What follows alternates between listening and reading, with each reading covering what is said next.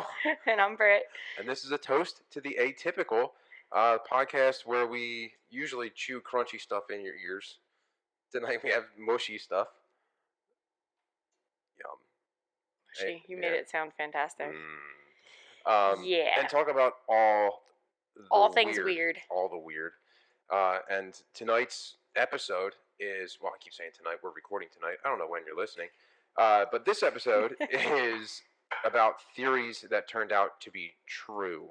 And as true as a conspiracy theory can get, I guess, as proven as they can be. Right. So it's theories that, the general public had about certain situations that were either proven or at least parts of it were proven for one reason or another. So. But first.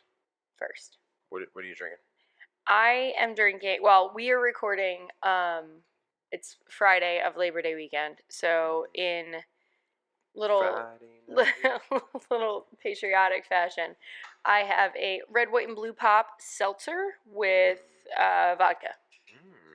It's okay. A little mishmash of vodka. Yeah, it was... Didn't realize how long the last recording went. Smorgasbord of whatever was left in our cabinets, so... Yeah. So cheers to that. Yeah. And, what's more American than a Miller Lite? I mean, probably a lot of things. A lot of things. But it is a fine, what do they call it? I threw my can. A fine Pilsner beer, I think is what they call it on the can. Champagne of beers. Wasn't it the champagne of beers for a while? No, that's Bud. Is it? It is. Posty. Little Post Malone. I think he's a Bud Light guy, though. There's a difference. He's a Bud anything guy, I think. He's just Bud. Gotta do something about it. He's just a Bud. He's just a Bud. All right. So while we're drinking, I guess.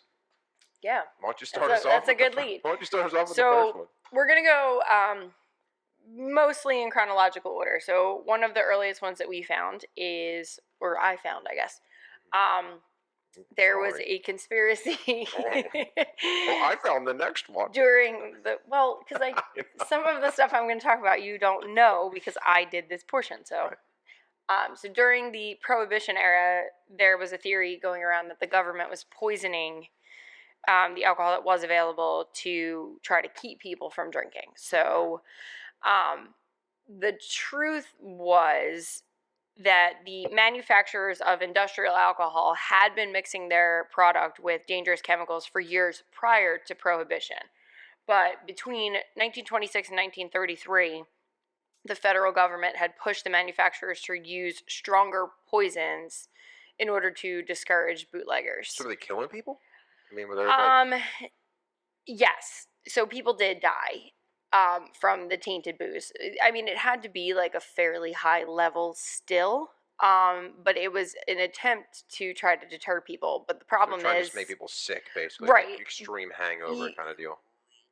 No, not even that. They just didn't want people to like it. They wanted them to feel like crap while drinking instead of the typical euphoric sense that people would have gotten while drinking.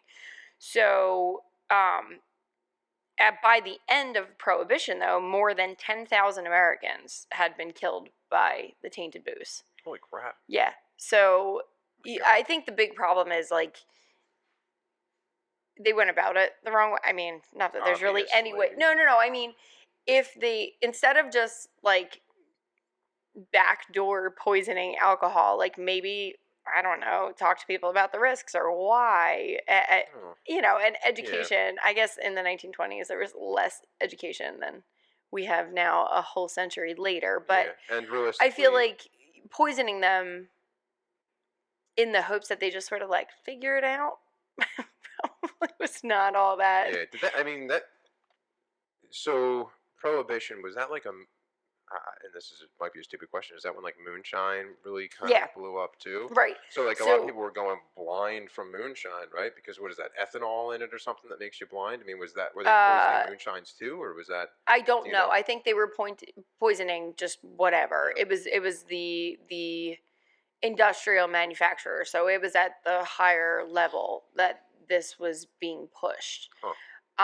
And it had been happening on a much smaller scale for quite a while, but because it was a smaller scale and alcohol wasn't in the same demand that it was once Prohibition began, the government kind of caught wind that this was a possibility and really pushed them to um, start poisoning it in higher amounts. Interesting. So yeah, they wanted to try to discourage the bootleggers from turning it into moonshine. Basically, yeah, I guess hoping that they would figure out that it was not drinkable, like that it was not safe for human consumption.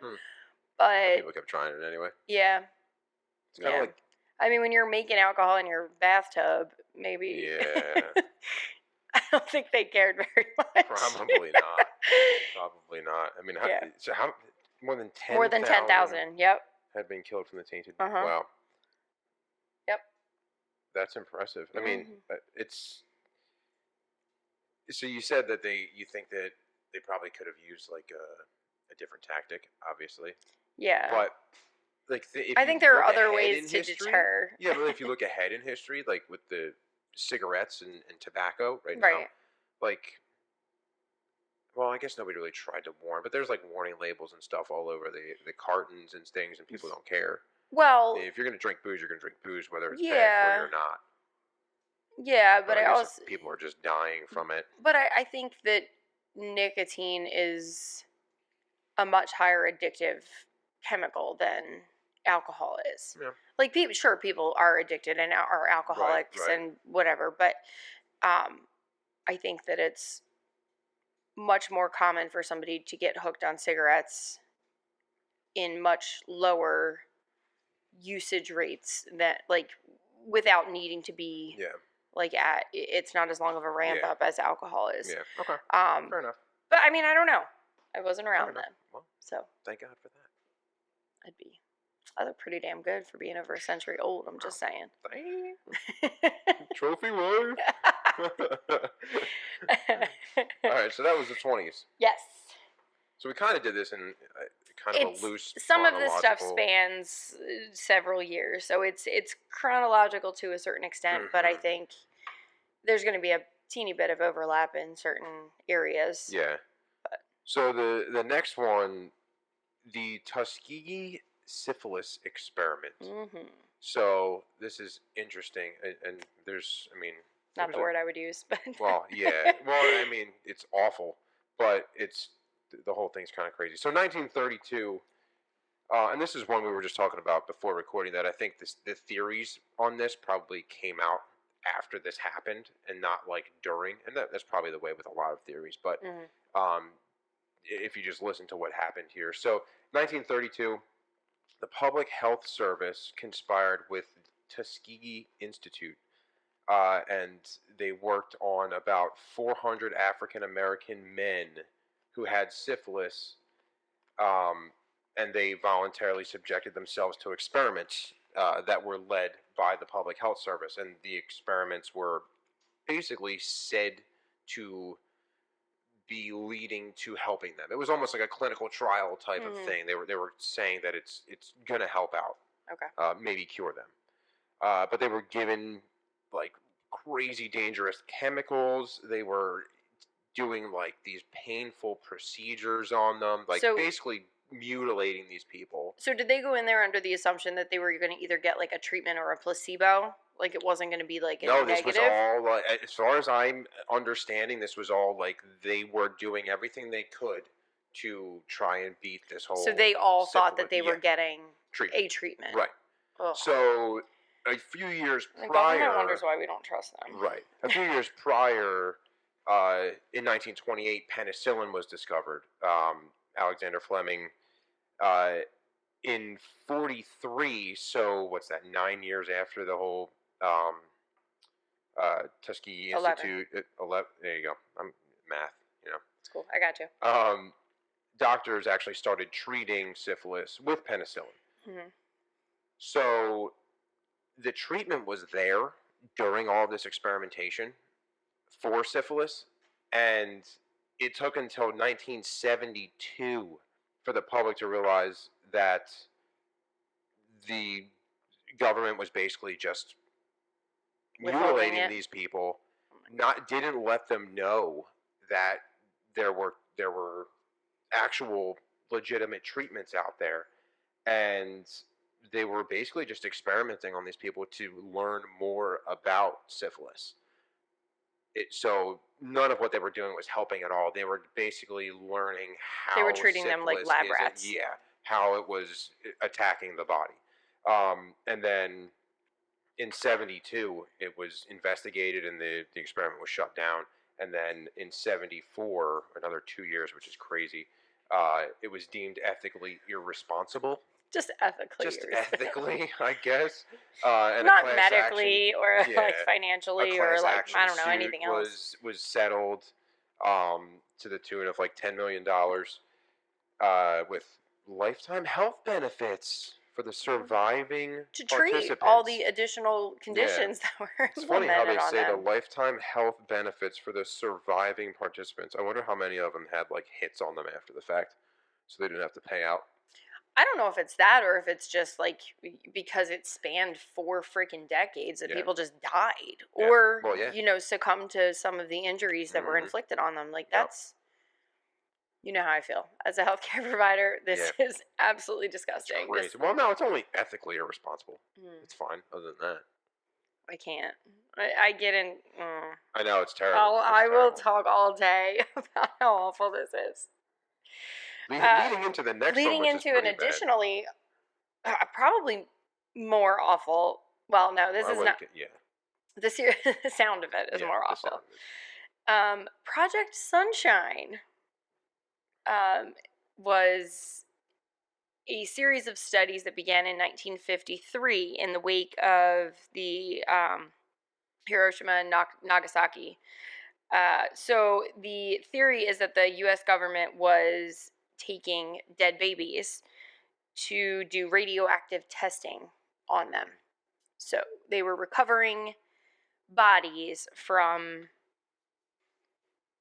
the sites and testing them is Right. what the general consensus was. Right.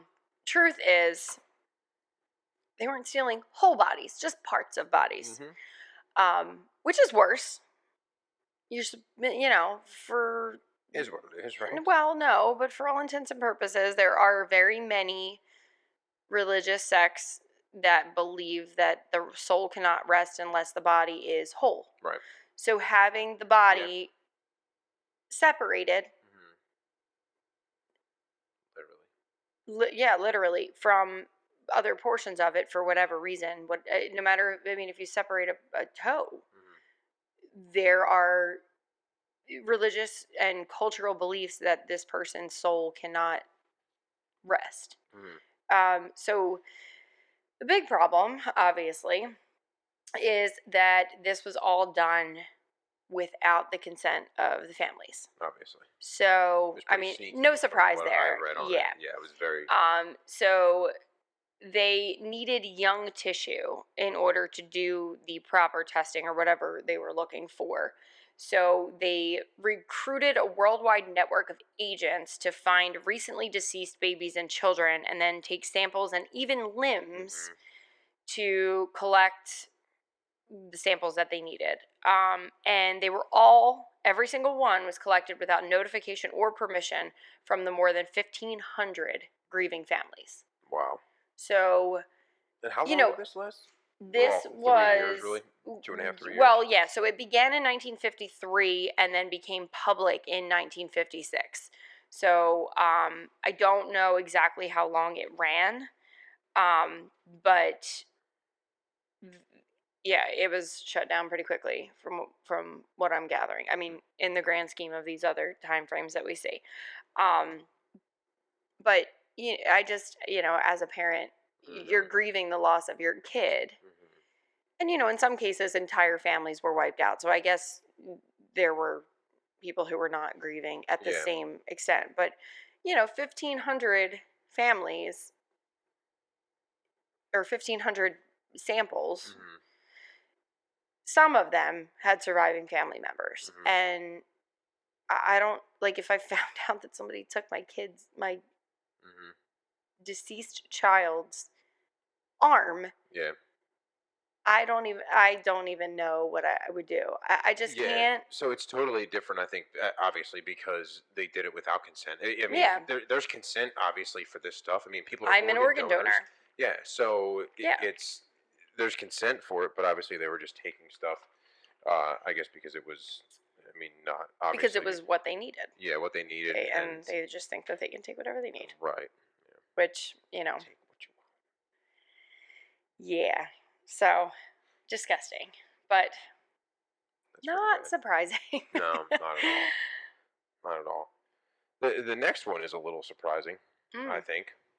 It's kind of just totally off, I think, from everything else. yeah, this But one is interesting. yeah, so and it's Canada. It's the Canadian government. What do they call them in South Park? The flappy. What do they call it? Like flappy headed Canadians or something like Yeah, I that? I don't forget. know. I love Ike. He's the best. Don't kick the goddamn baby. I love Ike. He's so Uh, cute. so Terrence and Phillip. this went in. This is between the 1950s and 1960s.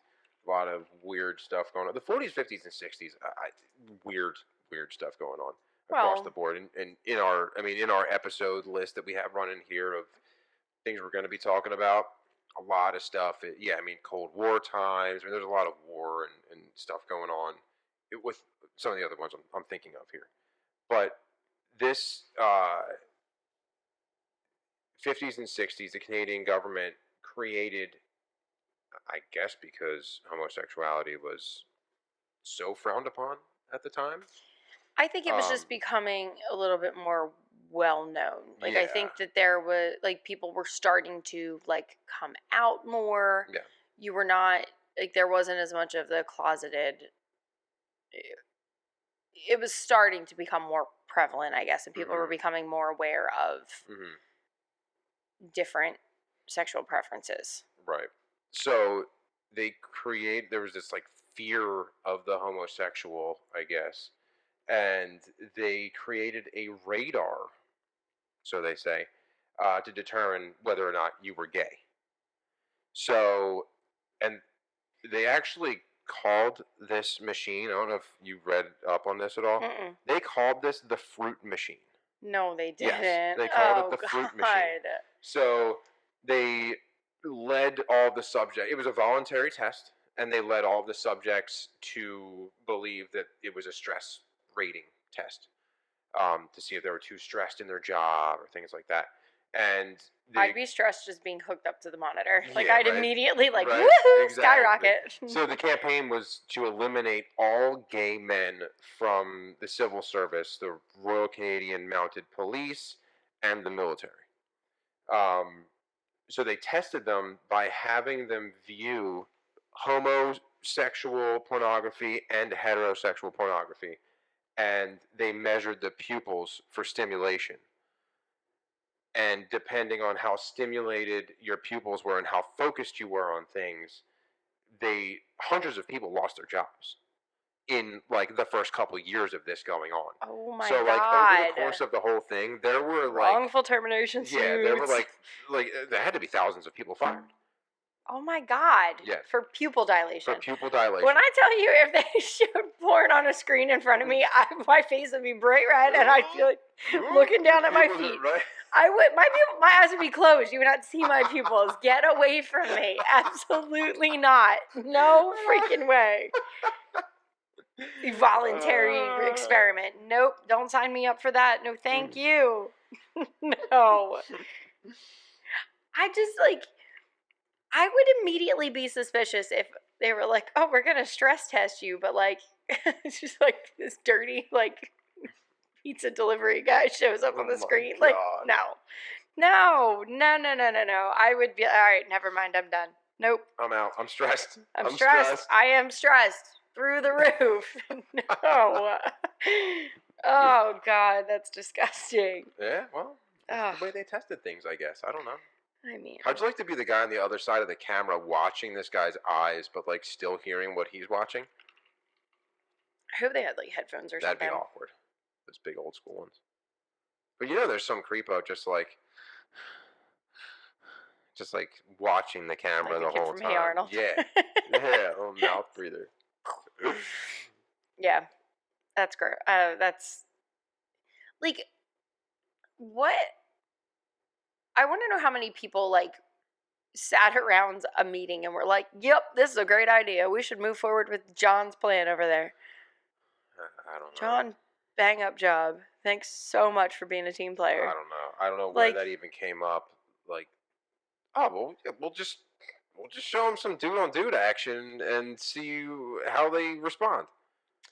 it doesn't outright say dude on dude either. Like, they could have No, been it doesn't. showing Yeah, girl on girl, and yeah. dudes Well, were just it like, whoa. yeah. Well, no, Why not? I guess not.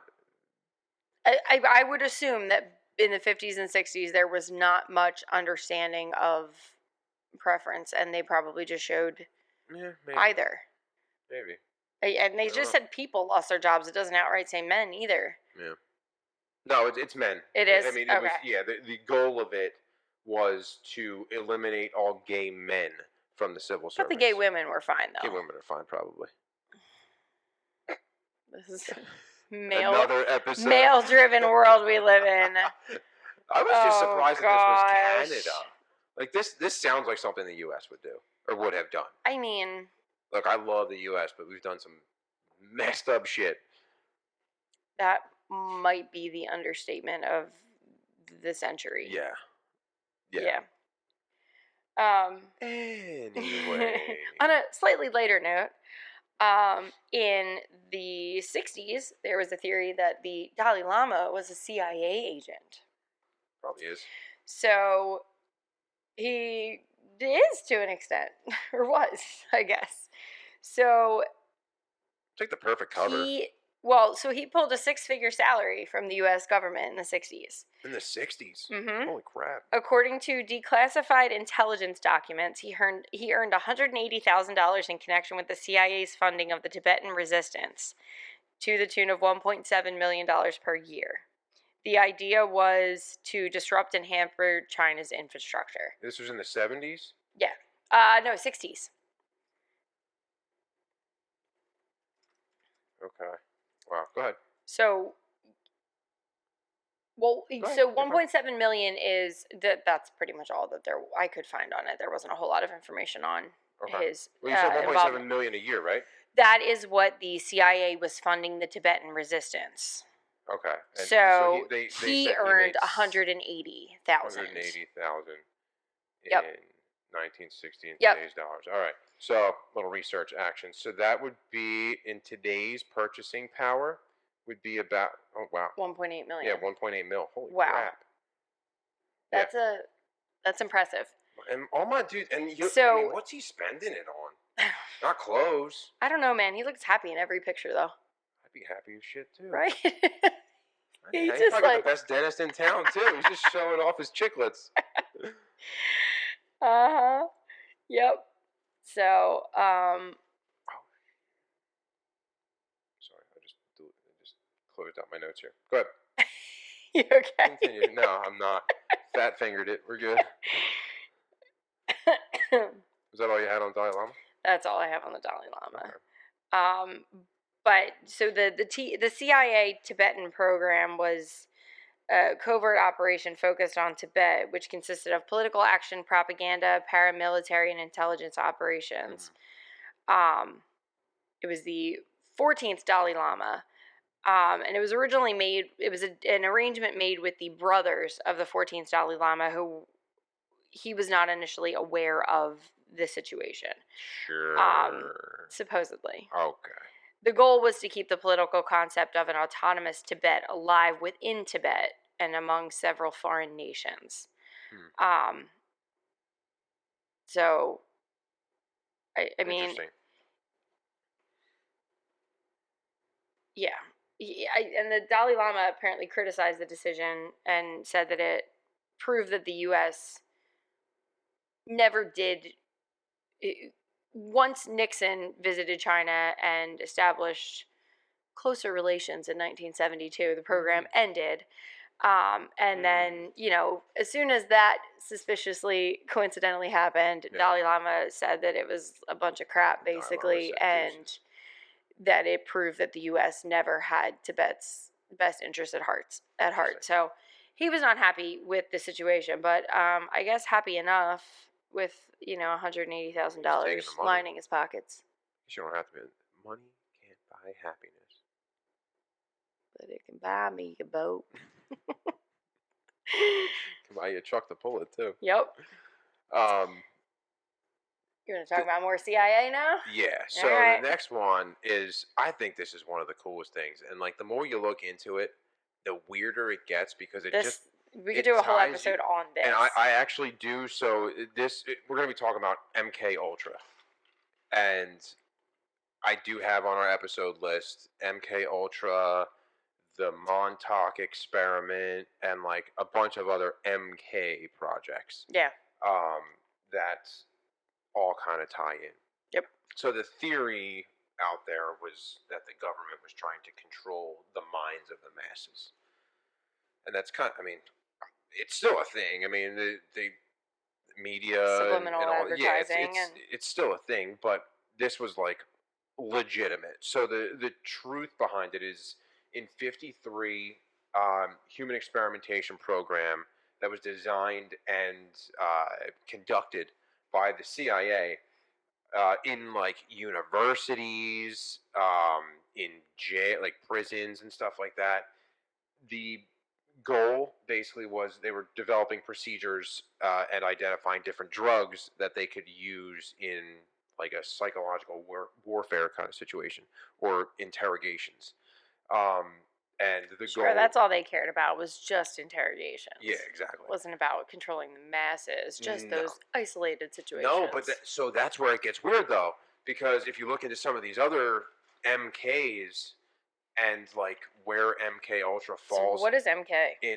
You know what? That's a great question, and I meant to look that up because of all the MK I'll do stuff. it right now. It's probably like something so dumb, like the guy that came up with it. His name's like Melvin Kilmore or something like that. Of course, it's Melvin. Of course, it is. What else would it be? I don't know what MK is. Let's find out. Maybe they're just like, okay, let's call it Ultra. You're so stupid. Mr. Mackey, another South Park reference. Okay. But while you're looking that up, their goal, they were looking for stuff that they could use to weaken or force confessions, which again really happens literally every day. Yeah. Brainwash people every day. Also every day. And psychological torture. So they used LSD. Sorry. Sorry. Having a chest palpitation issue. We're good. It's the Miller Lite. Sure. So they used a bunch of different methods to manipulate the mental state of the and the brain function of the people that they were testing. They used drugs like LSD, electroshocks, hypnosis, sensory deprivation, isolation's a big one. That's still a big one, and verbal and sexual abuse. So they would just like torture these people, basically. You all right over there? Yeah, I found two different answers, and I don't know which one's right. Give them both. One is absolutely terrifying. What is it? Manufacturing killers utilizing lethal tradecraft requiring assassinations. So that is where you would tie into some of the other MKs that they were trying to. There's a whole episode on this. There's a whole episode, but basically they were trying to teach people how to be able to essentially teleport using their mind, kill somebody, and be out. And like that's the kind of thing you see a lot in pop culture. Yeah. So, and we'll get to that in a second. But there's there was MK Search, MK Often, MK Naomi, MK Delta, Project Bluebird, Project Artichoke. Like there's a ton of them. The Montauk experiments, and they all tie in just like this mental state, and some of them mix in time travel.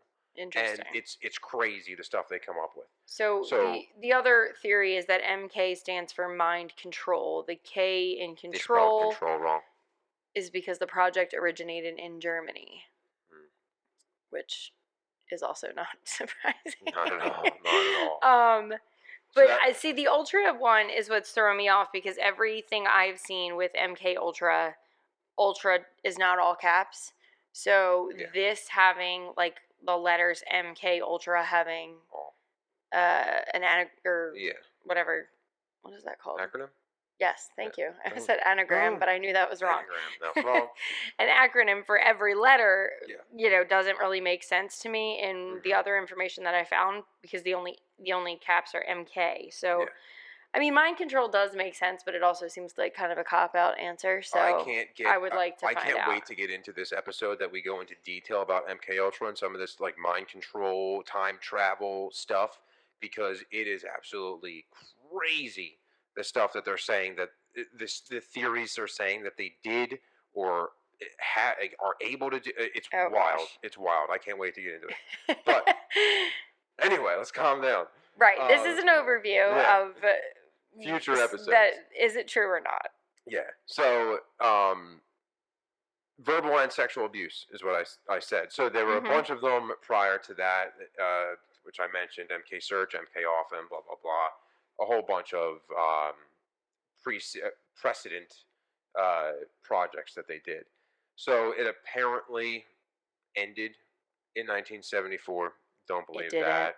None of this ever actually ends. No. Like seriously. No, there's no end in sight. If it was, it is. Like there's no way. Yeah.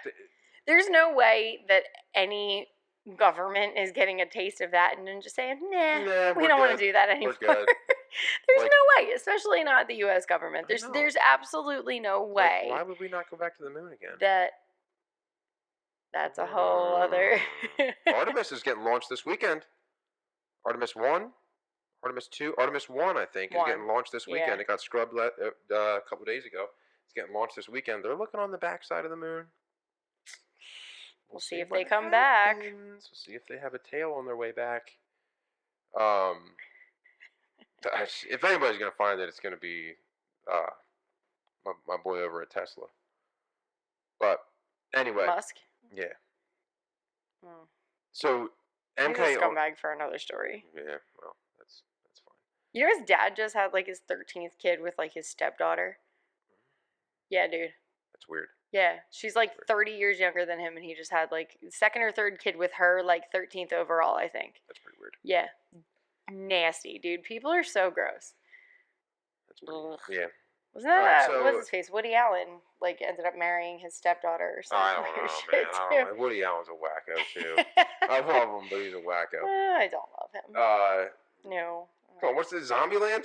Come That's on. Woody Harrelson. Oh, okay. Well, all right. There we go. That's why. That's why. I love Woody Allen. Who's Woody Allen, then? I gotta look this guy up. No, I love Woody Harrelson. Woody Allen is not Woody Harrelson. Not. He is not hunting for. What do you want? Twinkies. Zombieland? No, was it Twinkies? Yeah, because all they got was a truck full of snowballs. Yep. Snowballs are gross. Coconut is gross. Coconut's fantastic. That is all. Coconut is nasty. 86 years old. Yeah. Woody Allen. He married his stepdaughter. That's gross. I don't want to talk about that guy anymore. His glasses creep me out. The only one who can pull off glasses like that is Eugene Levy. It's because of them brows. Love him. I love him so much. Brows for days. He's my favorite. All right, we're going off the rails here. Going off the rails. All right, MK Ultra, back on track. Ended in 74, apparently. So, yeah. A couple. I love how you have ended in quotation marks, too. Well, because it is. No, I don't believe it. I agree. I don't believe it. I agree. Don't be looking at my notes. I'm going to folder for this so you can't see them. I have the same document you do. Yeah. All right. So some notable names from pop culture, I guess, that are tied in. Honorable mentions. Yeah, are tied into MK Ultra. Two of them that, there's many more, but two of them that are documented that they were involved in studies for MK Ultra are Ken Kesey. I'm not sure exactly how I said, the author of the One Flew Over the Cuckoo's Nest. Oh, wow. Yeah. While he was at Stanford. Stanford was one of the universities that was pretty heavily involved in it. That's Stanford, Harvard. I wonder if that was an inspiration. Exactly. So that, yeah. Okay. And then Robert Hunter of the Grateful Dead, which, again, he was probably just in it for the drugs. Oh, yeah. Free LSD. Yeah. Sign me up. Yeah. Where do I sign? Actually, forget my signature. Just give it to me. Yeah. Okay. I mean, have you seen One Flew Over the Cuckoo's Nest? No. There's a book too, isn't it? Yeah, considering you just referenced the Yeah. author of it, yes. Right. Okay. Right. But the movie, I haven't seen them. I don't think. Wait, is that who's in that? I forget. Okay. You So it wasn't that good of a nobody whose movie. name you would know. No, it's just not anybody like Okay. big whose name I remember. Gotcha. But it was it's trippy. Very. We'll have to watch it. It's been a long time I'll since have I to watched it. Oh, yeah. And then there's alleged ones, and these are kind of cool too. So, James Bulger. Bulger. Mm-hmm. What a last name. Jimmy Bulger. James Whitey Bulger. Boston mobster who led the Winter Hill Gang.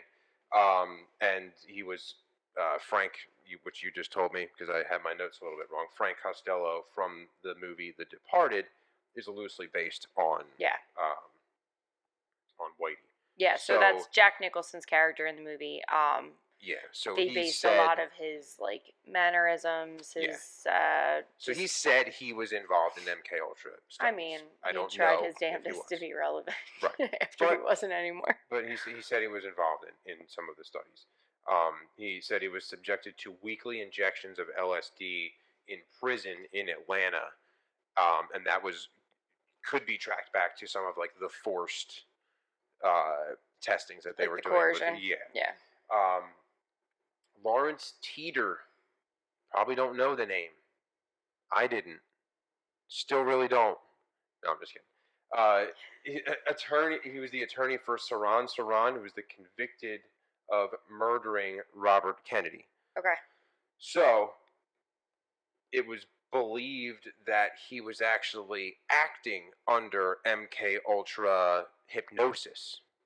Oh, wow. So that's where the mind control comes in, that they would have, and you see this in movies all the time, that like they'll give somebody a word and then all of a sudden, okay, they're at some convention and they get a phone call and then that word is said and bang, they pick up a gun and kill somebody. Like it's so that's, and then that would give the person like basically plausible deniability, right. So then they wouldn't be able to recall literally anything that happened. Exactly. It was like that movie we watched. I was trying to remember what that was.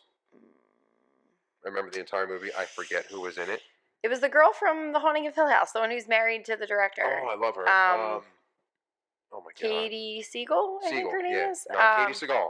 No. Katie who Siegel. I also love. Yeah. But Katie Siegel is better than Katie Seagal. I disagree so much. Don't you come at Smart House. Gemma, my freaking car is named after her. Come on. Yeah. She's the best. And then the big one is Ted Kaczynski. The unibrow.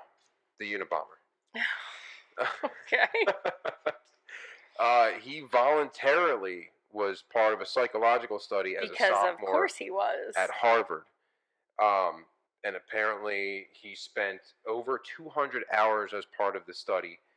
And it's not documented or confirmed to be MK Ultra, but given the time frame and what he was saying he was subjected to, it most definitely was MK Ultra. Interesting. And I think that was actually, it may have even been depicted in one of the more recent ones that we watched about him. Was that on the Netflix? Was it the Zac Efron one, or was it the other one? Zac Efron wasn't. That was Ted Bundy. Okay, so that's not who I'm thinking of then. No. Or you think the one with Sam Worthington? Maybe. What's his name? Jake Sully. Jake Sully. Yes. Yeah. Yeah. When's that coming out? There's got to be a conspiracy on that. About Avatar. Don't get me started on the Avatar movies. There's a conspiracy out there. There's only one.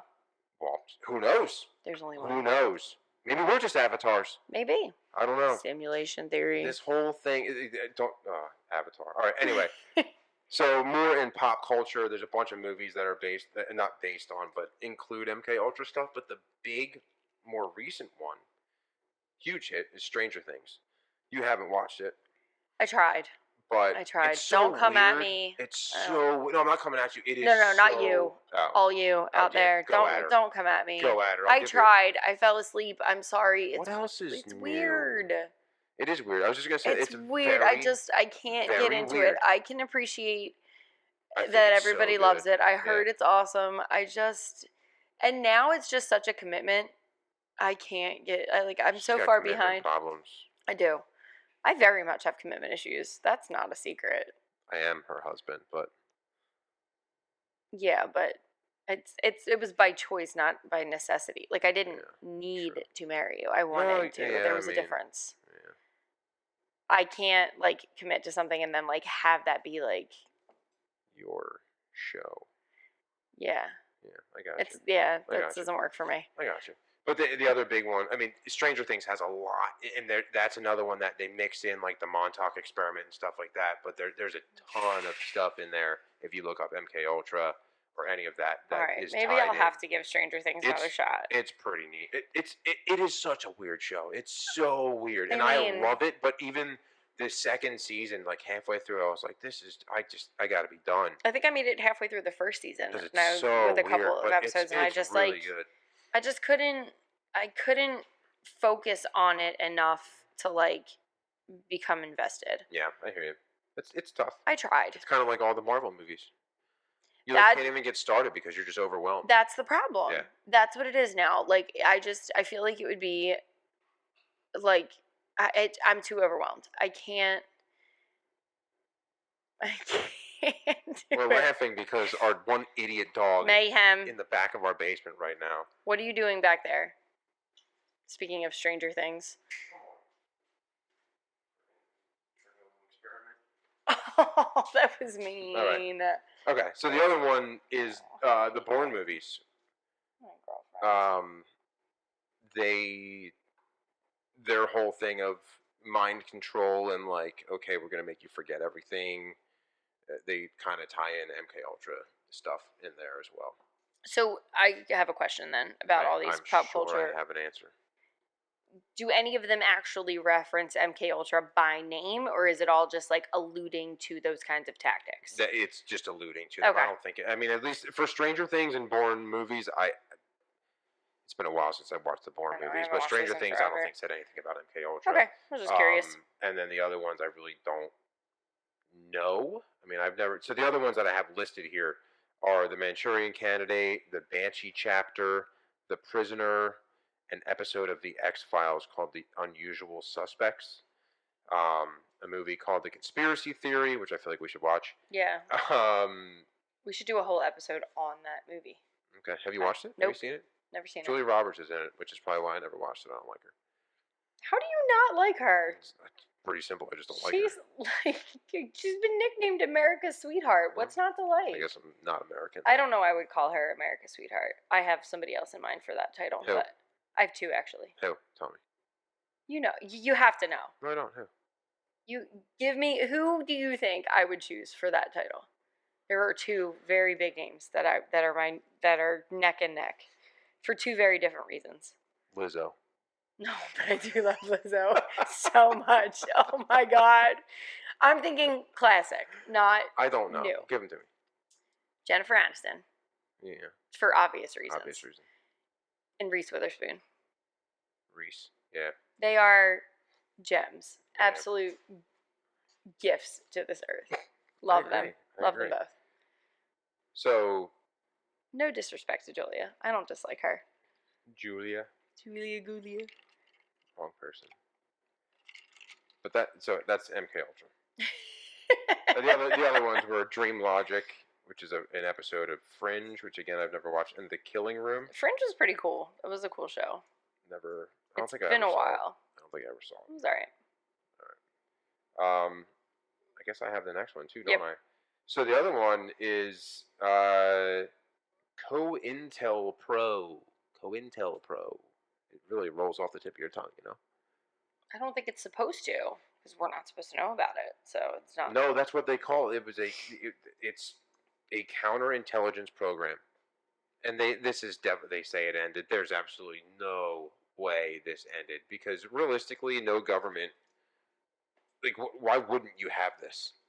You need to try. So basically, the goal of this whole thing was, so they said, quote unquote, to protect national security, prevent violence, and maintain the existing social and political order. I So feel the like only one of theory, those things is actually the the the rest of it's all focus. fluff. So the theory is that the government's trying to control us by shutting down those who are anti-establishment, and it's the truth. It's the truth Absolutely. because no government. Not that I'm saying it's right or wrong, but any government is going to try to push their agenda no Yeah. matter what. And if that means taking down the if you can't beat them, you beat them. They get out. They get rid of it. Is that how it goes? If you No, can't it's beat if them, you you beat can't them. beat them, join them. No, if you But can't beat them, beat them. that's I don't know Or where kill that them one in this came from. case. Yeah, I don't think that's.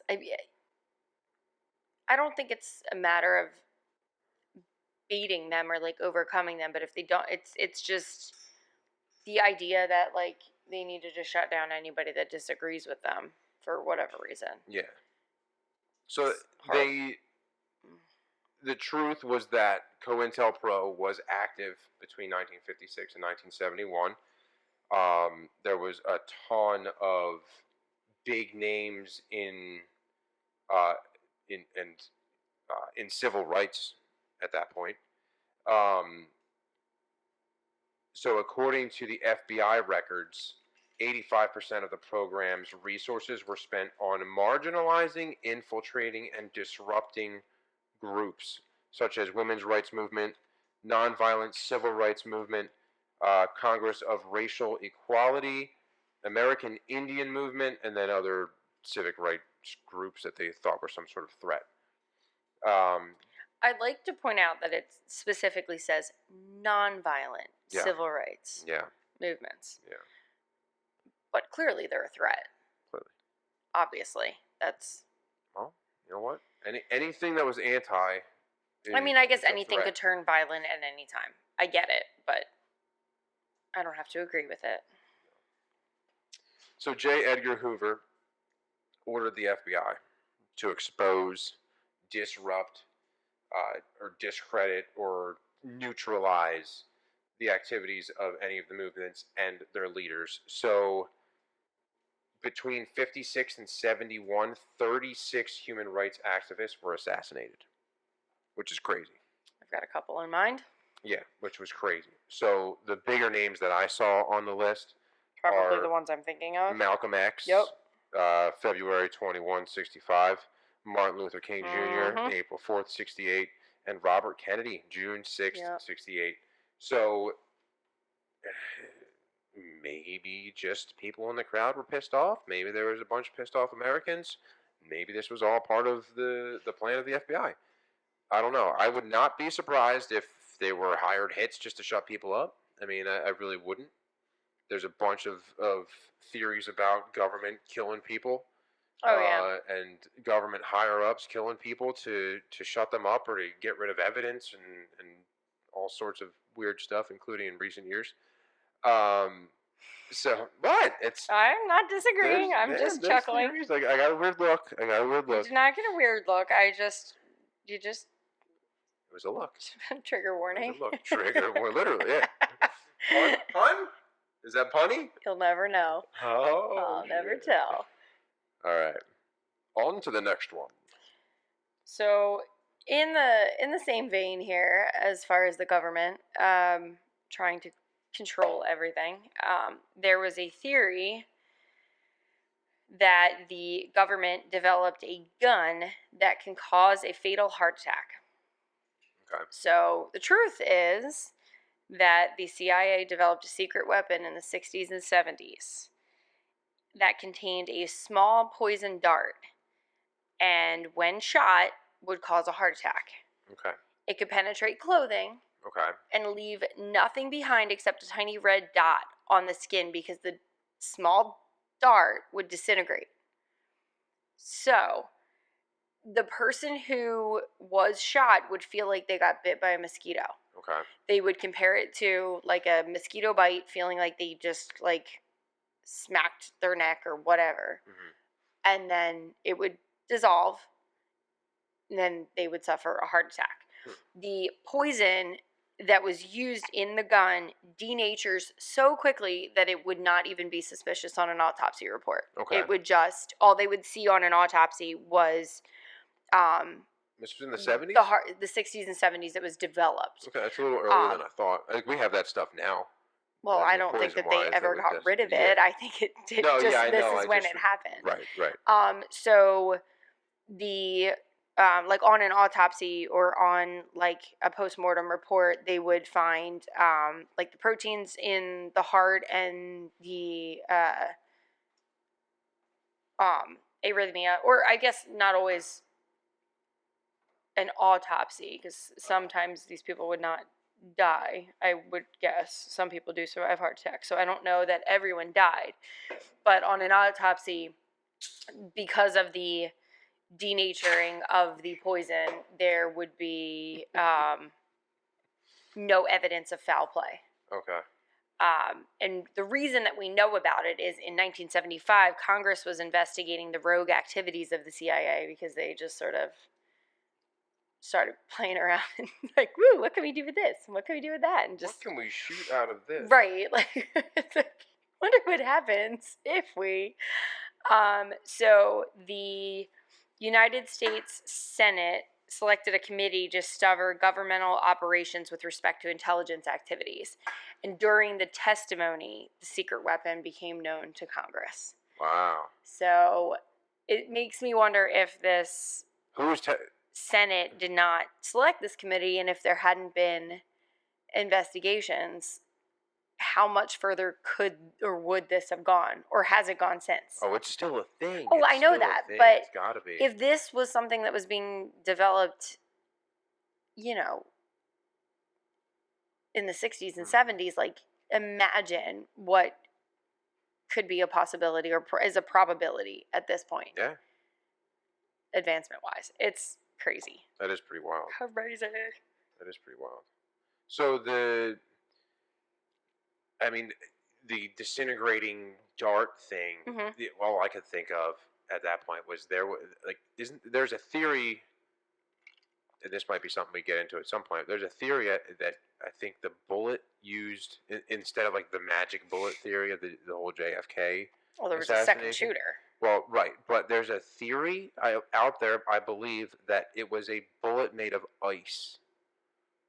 I told you on more than one occasion that an icicle or an ice pick is an icicle is the perfect weapon. Yeah, there's a theory that it melts, was a bullet doesn't made leave of fingerprints. Ice, and it just they can't find it because it's gone.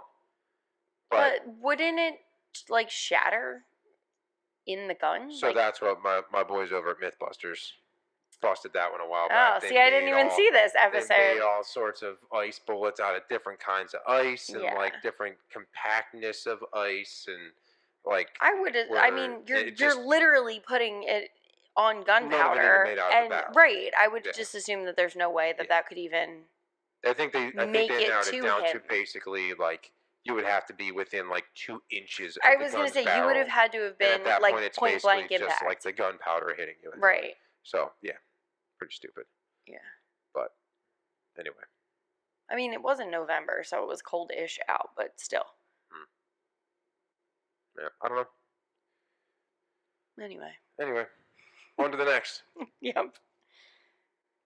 You got the next couple. Is this me again? Yeah. Oh, yeah.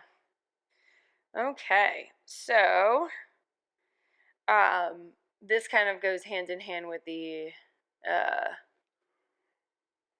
syphilis cases from earlier. So the theory was that people may have gotten a cancer-causing virus from contaminated polio vaccines. Oh God! In the 60s. Oh God! Was this a Jenny McCarthy thing? No. Did she start this rumor too? No, and her kid doesn't even have autism. So let's not even go there because I cannot stand that woman. God. Whew. Stress test again. So what really happened is that simian virus 40 was first found in monkeys in 1960. The monkey kidney cell cultures were used to produce the vaccine. The virus has been linked to many human cancers, including childhood leukemia, lung cancer, bone cancer, and non-Hodgkin lymphoma. Okay. So while the SV40 has been found in these cancers, there is still a debate as to whether or not the virus itself actually causes cancer or if it's just a link. But shortly after its discovery, scientists discovered SV40 contaminated some polio vaccines. So by 1963, How does that happen? I don't know. I mean, how do monkey kidney cell cultures end up in polio vaccines? Right, that's what I mean. Like, Right. what That's my question. I have no. unsanitary asshole didn't wash his hands after? You bear in mind the time frame we're talking about. That we're not talking about now, post COVID, where everyone has a pocket full of sanitizer. Well, apparently wipes nobody and washed their hands before COVID either, because that shit went off the fucking shelves when COVID hit. Well, that's because you had people buying it by the caseloads. Like they never washed their hands in their life. I have never been so desperate for a square of toilet paper in my whole Right? life. It was unbelievable. Right? I went through so many socks. Ew. I'm just kidding. They ended up right in the trash because they didn't make it into the washing machine, I'll tell you that. Anyway, so reportedly all of the vaccines that had been contaminated were removed by 1963. Okay. But prior to that, there was an estimated 10 to 30 million people who may have been exposed to the virus after receiving the vaccines in the 50s and 60s. So more than 98 million people received polio vaccines before the contamination was discovered and eliminated. And here's the real tricky part. Give it to me. So the reason we know about this is that the CDC has admitted to the SV40 contamination in polio vaccines. However, in 2013, the CDC abruptly and without explanation took down its fact sheet on the subject. So, I don't know if that means that there's new information or they were just saying, like... Well, the CDC obviously is extremely reliable. In case you can't hear my eyes rolling in the back of my head, if you're just listening to the podcast. I don't trust anybody. Yeah, that.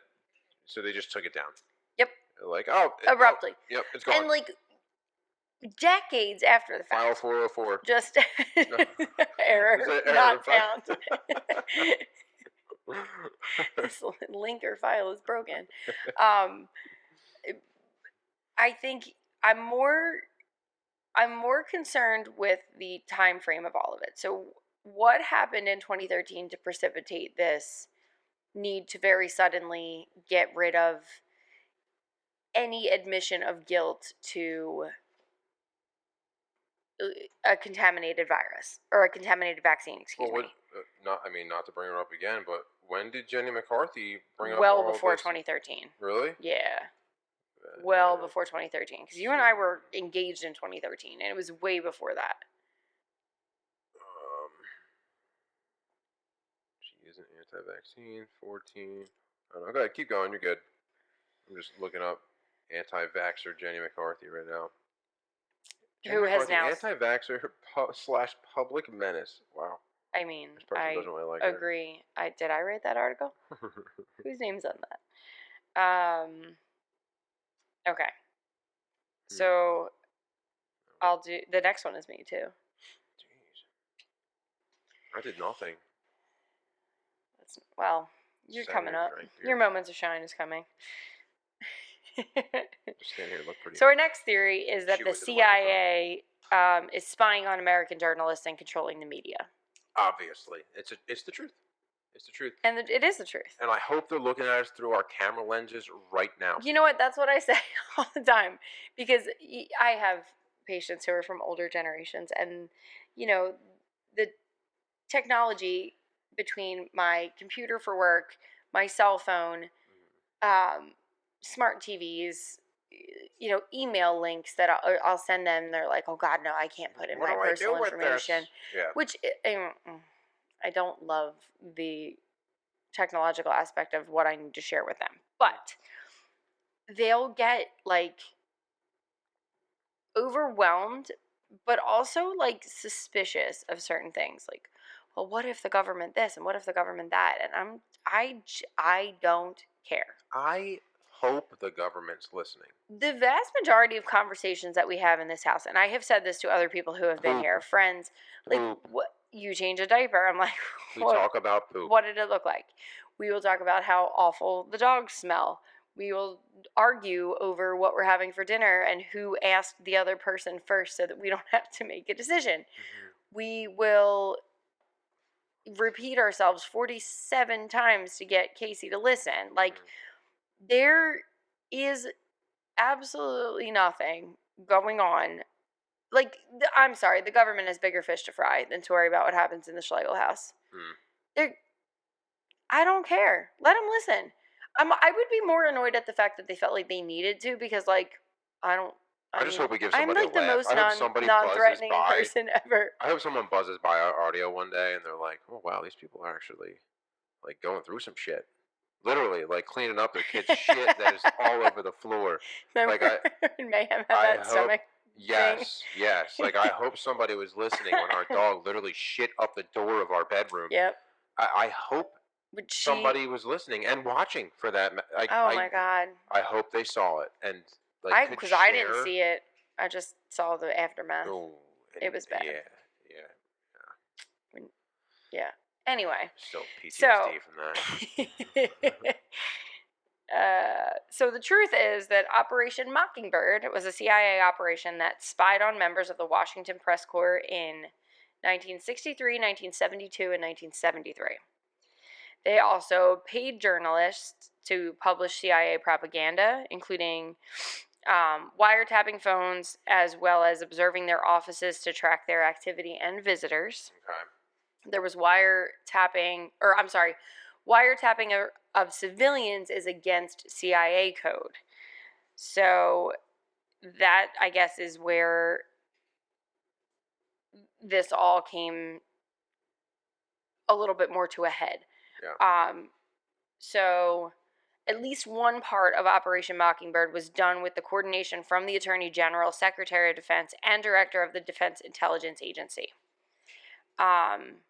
The precedent was set by JFK for monitoring civilians, but it was also practiced in the Johnson, Nixon, George W. Bush, and Obama administrations. The reason that we know about it, I mean, one of the biggest scandals in U.S. history, is that this was uncovered, or the Mockingbird operation was uncovered by the Church Committee after the Watergate scandal. Mm-hmm. So JFK had secretly recorded Operation Mockingbird conversations in the Oval Office, which are now officially parts of the presidential recordings. Right. So that is how Operation Mockingbird came to be public knowledge. But there was a lot of speculation prior to the confirmation that there was pushing by the journalists, and there was a lot of propaganda and spying.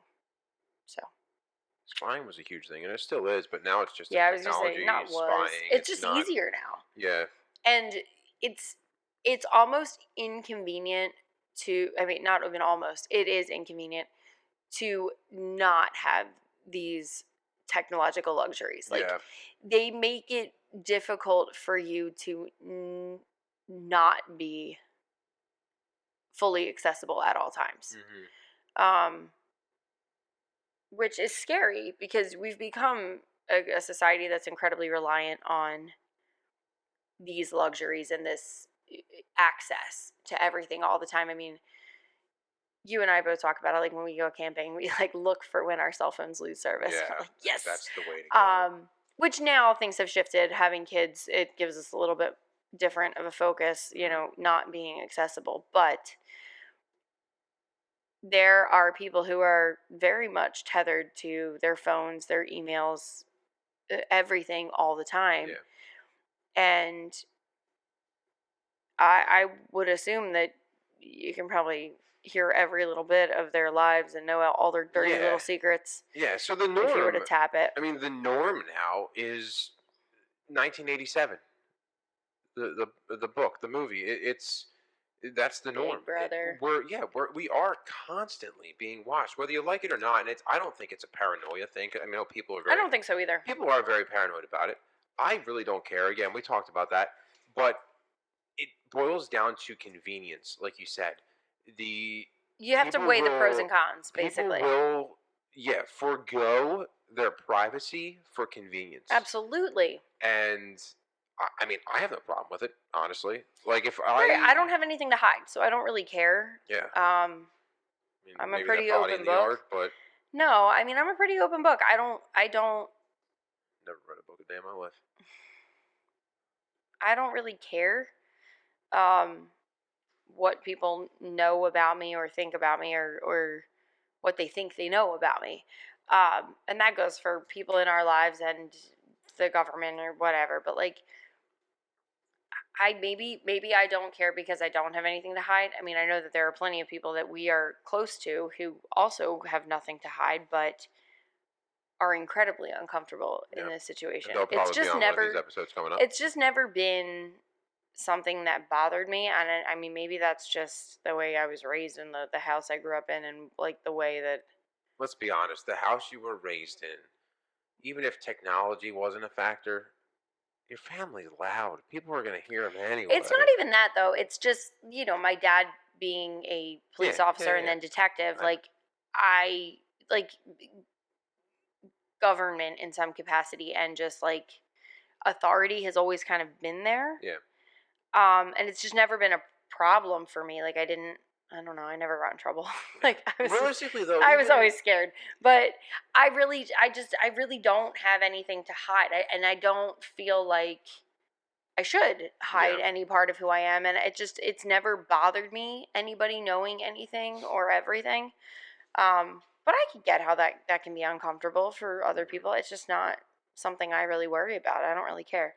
I do keep the camera like shutter thingy on my computer on a regular basis though. Yeah, I do as well. I mean, I can't on this one. On my new one, I can. I've actually put like Post-its across them sometimes. I've never done that. I borrowed a computer that had like masking tape on it once, and it was just like...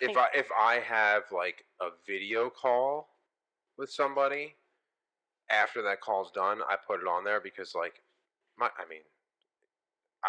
Maybe like the camera's still on or something. Like maybe I forgot to click off of it. I don't know. No, I just slide the little shutter when I'm not using it, and then just open it up when I am. I don't. It's not so much like a conspiracy thing. It's more like I don't know. Like, am I gonna carry my computer into the bathroom with me by mistake? Right. Like, be on a Zoom call peeing. Yeah. It's more so like for your own good. Doing you a favor here. You're finally gonna do something here. Yeah, I know, right? It's time for me to talk, I guess. Be helpful, contribute. How do I like doing all of the group project. You did the whole group project? I'm just putting my name on it. There you go there, princess. Excuse you very much. It was your segue. Come on, that was a softball. Oh, I was going off of something different. I'm going to try it again. No. Just say it one more time. Moment has passed. Just say it one more time. No. Do you want me to jump the couch? Just say princess. I'm going to jump on the couch. All excited for you. Yeah. So. What? I'm not going to call you princess again. No, that's fine. You're just cruising right along here. Cruising right along. Old Maverick. Scientologists, 1970s. The princess reference, which I didn't catch, was Operation Snow White. So, apparently, in the 70s, there were, like, thousands, like, they're saying, like, 5,000 undercover agents, basically, for the Church of Scientology that infiltrated 136 different government agencies, foreign embassies, and consulates. And the goal was to destroy or steal evidence that they had on the Church of Scientology for a number of things. some of it was like IRS related, some of it was scandal related, but their goal was to gather information that the government had and either leave it if it made them look normal or destroy it if it made them look bad. So they infiltrated over 136 agencies. Ooh-wee. Yeah. So this exposed the Scientology plot, Operation Freakout, which was when Tom Cruise jumped all over the couches. Was that Oprah? Yeah. Oprah show? No, I'm Yeah. just kidding. But it was also known as Operation PC Freakout, which was a covert plan. Isn't it always? Yeah, always. That was intended to have Paulette Cooper imprisoned or committed to a psychiatric hospital. Paulette Cooper was an author and a journalist who wrote the book "The Scandal of Scientology" in 1971. So she put a target on her back by writing that. Wow. So within the operation, there was a couple other ones called Operation Daniel and Operation Dynamite. But basically, the Operation Freakout was to get Paulette Cooper out of here. I mean, they were just trying to silence her. Yeah. And then Which, Operation wouldn't have worked. Yeah, Operation Daniel was a plan to attack her in as many ways as possible, including a wide-scale exposure of her sex life. And then Operation Dynamite was an attempt to frame her for making bomb threats against the Church of Scientology. Not really helping your case there, guys. No, yeah. So this was all found, like, when they discovered that Operation Snow White was a thing, all of this came out, which is crazy. So, I mean. Wow. Yeah. So I'm interested if, like, Daniel is a partner of hers. I don't know the answer to that. Okay. I don't know, but yeah, it was. I have to laugh at the range of the names here. So we've got like Operation Dynamite, which like seems like a pretty normal covert operation name. Yeah. And then you've got Snow White, which also doesn't sound all that weird. Mm-hmm. Like I think having like princess or Disney names or like whatever, like I feel like that's pretty standard practice. Was Disney tied into it? Disney is. Should we? Everything is a conspiracy with Disney. Everything is. All the Easter eggs. Disney doesn't actually exist. It's a conspiracy. No, that's not true. No, it's not. Anyway, it is now. But like then you've got Operation Daniel, which is like okay, that. I mean, it's not like it's Hans or like. Daniel's the guy whose idea it was to just like expose a bunch of people to gay porn and see if they were gay. Damn, Daniel. And then you have Operation Freakout. Like, okay, everything else that's happening is failing, and now it's time to panic. Like, Paulette is ruining everything. Damn you, Paulette. She made a bomb threat. She told me she was going to kill me. Right? It's just like panic mode. Like, just throw it. Yeah, I'm imagining they had like a dartboard of like all these scenarios, and they were just like, boink. Okay, we're going to say she made bomb threats this time. Let's see what happens tomorrow. Speaking of bombs. Yeah. So there was a theory that the military attempted to develop a bomb that would turn our enemies gay. Why? Because, so they thought that it would render them less effective in combat. How? They would become just so entranced by their enemies and find them too sexually attractive. Oh my. To be able to focus on fighting them. Like basically give them Stockholm syndrome? No, I mean they weren't prisoners. They were gonna like basically bomb them with like pheromones. And yeah. So was this on? Maybe this was like on that dartboard list that you just talked about. Maybe from the Church of Scientology. I don't know. It seems that it literally is like a let's just throw shit at the wall and see what sticks. The saddest part of all of this. Don't look at the date. When do you think that this happened? I don't know. I feel like I don't know, maybe 50s. Not even close. 1994. Oh my God. Yep. So the truth is that in 1994, the U.S. Air Force explored the possibility of using pheromones as a weapon. The proposal requested a 6-year, $7.5 million grant to see if dousing enemy combatants with female pheromones would cause a biological reaction in the troops. The proposal suggested that affected soldiers would find their comrades sexually irresistible and could potentially lead to homosexual behavior. What? Presumably, the unbearable attraction would render enemy soldiers less effective in combat. Time out. Were there like clinical trials of this shit on like fucking? So I don't think it ever actually came to fruition. It was Thank just God. it was a proposal. What a stupid So idea. this is one of those moments where people are like, where does all of our money go? 6 years, $7.5 million could have potentially gone to this. Where? So like what other shit has the government spent money on and granted and been like, oh well, I mean that sounds like a good Instead idea. of coming up with a bomb to make your enemies gay and hope that they just like found you so sexually attractive that they didn't want to shoot you, you could have like hired Destiny down from the strip club to just stand on the battlefield and show her tits, and like a lot of guys probably just would have dropped their guns right there. I don't know about that. Like you could have found a much more effective way. I'd like to have a little bit more faith in our military. Listen. It's probably been a while. I have all the faith in our military. Well, in our. Let's just hope it doesn't come down to a draft. But in our current military, I guess maybe. Yeah, I have faith in our military. I don't have faith in our youth that could be going into the military. That's a good point. That's an excellent point. But yeah, I don't know. I just feel like that.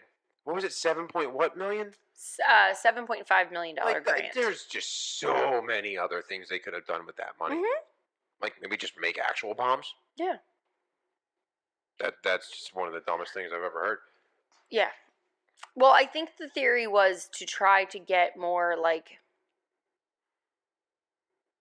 I don't think they weren't trying to use a bomb for the sake of killing them. I think they were just supposed to like render them less effective opponents and maybe be able to like seize them for like prisoners of war. And scientist like I want to know whoever came up with this idea clearly had no science background, and if they did, I want to know where they studied. They just like heard the word pheromone and were like, "Oh, that sounds good." Well, maybe the pheromone will make them biologically change. What the? I mean, obviously, they could have called Canada up and been like, "Yo, can we borrow your fruit machine to see if this stuff works?" But although, like, I do wonder, like, what would have happened because, like, female pheromones on a man, like, it wouldn't smell good. Like, it doesn't have the same effect. This is weird. There's a reason that confused. That would have been everybody's thought on the battlefield. I'm confused. Yeah. I'm confused. Like, what is that? I'm going to go. What is that musk? Lay in the fetal position. I'm confused. Yeah. But anyway, the reason we found out about it is that the proposal was discovered by a military spending watchdog group through a Freedom of Information Act request. So it never actually came to be. That better not have been something that was actually proposed. That better have just been like written on a napkin at a bar at like 2:00 in the morning. That some dude was just like, "Yo, how fucked up would it be?" No, because there's too much information. Oh my! You've got a time frame. You've got an exact dollar amount. Why does it have to be done on that note? Can we just add some other random shit in here? Like, no. Yep. We have to end on that note because that was. And that was the U.S.? Yes. We can't even blame that on, like, Germany or something? No, it was the U.S. It was the U.S. Air Force. Which, like... I'm sure the Army guys will have something to say about the Air Force. Yeah. Well, isn't it usually just the Army and the Marines that are... I don't know. I feel like everybody kind of picks on the Air Force. No, it's Army Navy that's usually... Yeah, but I feel like everybody kind of picks on the Air Force. Most pick on, like, the National Guard. Yeah. Well, yeah. But... I don't think the Air Force gets picked on, do they?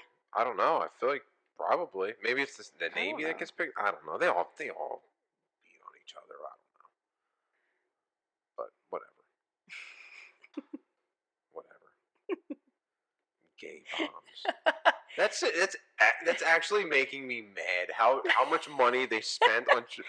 They didn't. They did not spend any. It was a proposal. But the proposal to spend, sure, I the want fact seven that you and a half- actually like that would have had to go through several rounds to even make it to a proposal. Like there would have had to have been like a good bit of prep and questioning and like, oh yeah, like, hey, I had this idea. What do you think about me proposing it to, the higher ups? Like to the tune of $7.5 million. that's the part that just absolutely kills I would me. I also literally- just want to know where they get off thinking that $7.5 million is like a necessary amount. Like where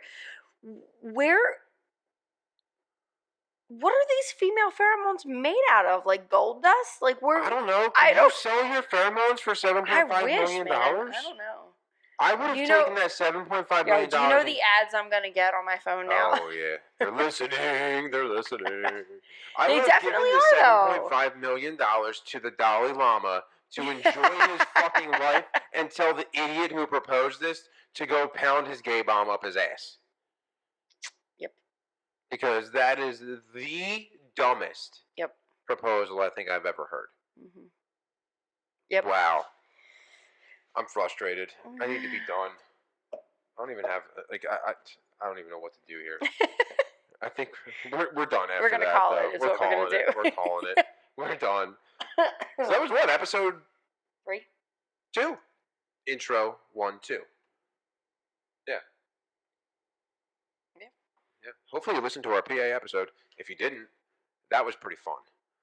That was fun. Yeah, we talked about PA folklore, some not conspiracy, but paranormal stuff in Pennsylvania. We did superstitions and supernatural. Yeah, that was a cool episode. So go back and check fun. that out. It was a little longer than we were expecting it to a lot. be. But it was That's fun. why it was I just said fun 3. to I do. thought that was going to be 2 it episodes. was just fun to do. It was a lot of fun. To do. It was cool. We had. Let us know what you think of that episode. Let us know what you think of this episode. Yes. You can hit us up on everywhere. We got our Instagram. Everything's going to be linked We're everywhere, just like the government. Oh, shit. Woo! It's too bad you don't have anything else to drink. Yeah, well, I got a tiny little sip, but I gotta hold on to it. I gotta spill it because that's our thing. We just spill drinks at the end, apparently. So our Instagram, again, everything's gonna be linked down below. Check that out. Instagram, a toast to the atypical. Email, a toast number 2, like deuce, like a dookie. No. No. Yeah. No. A doo-doo. You're a doo-doo. A toast to the atypical at Gmail. A doo-doo. YouTube is a toast to the atypical, and our phone number, our hotline, if you will. Please stop calling. I'm calling it our hotline. It's our hotline. Drake will pick up if you call. No. Oh my God! Remember when you could do that? Like they had like the soundboards. Oh my God! We're doing it. Drake's gonna pick up. Oh, we're gonna find out. Yeah, he might. The phone number, 267-450-9448. So call in, text in, whatever. Let us know what you think. Give us some theories of your own. Give us some episode ideas. If you want to come on an episode. Yeah, if you're an expert on this stuff and you feel strongly about some sort of conspiracy theory. We have lots of ideas floating around. We have some things that we want to do, some that are like we're a little more passionate about than others, but if we've got somebody that's really interested in coming on board, we can absolutely jumble our order here. We'll set it up with you guys. Yeah, reach out to us. Let us know what you think. Yes. Good, bad, otherwise, let us know what you think of the... Smash the subscribe button on YouTube. Don't do Is that what people say now? I don't know. No, that's what I say. Anyway, we've got plenty of content. We're excited to talk about lots more in the future, but yeah, anything you guys are interested in or passionate about, let us know. I'm just gonna say it. I'm just gonna do it. We're gonna put out. I'm gonna give you a little hint of maybe an upcoming episode. If my computer, give me a drum roll. Computer, will you do it? What's a good one? Battle Los Angeles? Sure. That's a cool one. Maybe. I don't know. It's alien related. It's kind of conspiracy related. There's a bunch of UFO stuff that we can talk about. Some Yeah, we're getting into it. I just added one onto this list too. Malaysia Airlines and Pan Am. And talk about suspicious celebrity deaths. Yes, we're doing it. So, celebrities who might be dead and were replaced with somebody. Oh, I just saw an Elvis one the other day. I got to send to you. I saw an Elvis one the other day. He's not dead. Celebrities who might be lives. celebrities other celebrities' biological parents. Dun dun dun. Or Zodiac killers. All right, so I guess that's celebrities it for this that might be episode. other celebrities. Oh shit. Oh man. Oh shit. There's big stuff coming. Oh yeah. Stay tuned, y'all. That's it for us this week. We will see you, hear you. Well, we won't hear you. You'll hear us. Or we'll hear you if you call us. Yeah. But we will catch up next week on Truth Tuesdays. Check us out. Thanks, guys. That's this week's for A Toast to the Atypical.